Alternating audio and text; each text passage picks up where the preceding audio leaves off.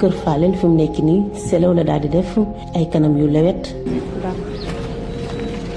ginnaaw ndogu niki démb la Fallou daal di génn dem seeti ji ay xaritam ci loolee sax nag la bileeg musiba daal di dal ci kawam Khady Fall nekk maamam bi jur papaam bëti feesteel ak rongañ mu ñuy wax ni mbir mi demee. fi mu ndogoo ak fi mu deewee bu matee 30 minutes ci lay xeexul xale bi day gees di leen topp ñu di ko wax bàyyil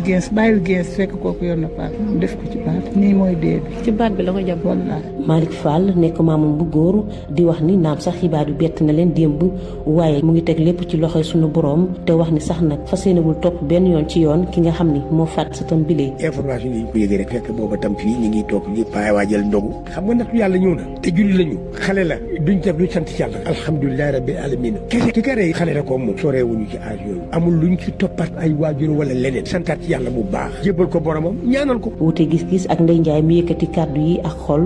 di wax ni faaw rek yoon def liggéeyam. kii ko rey lu mu doon xale dañ koy war a teg ci yoon parce que lii buñ ko def yeneen xale yi buñ ko gisee dañ koy def lu mu doon xale yoon day def yoonam ba mu mët sëkk. Fallou nekk ku ñu yaakaaroon loolu ci biir famille bi ndax rek teel a am jom ndeyka maamam bi jur yaayam moo yëkkati yile kàddu. mais waa koñ bi yëpp seet nañ ne ku teel a jàppale yaayam la loolu dañ ciy sant yàlla ay atam bariwul mais bàyyi na fi baat amoon nañ ci moom yaakaar torop.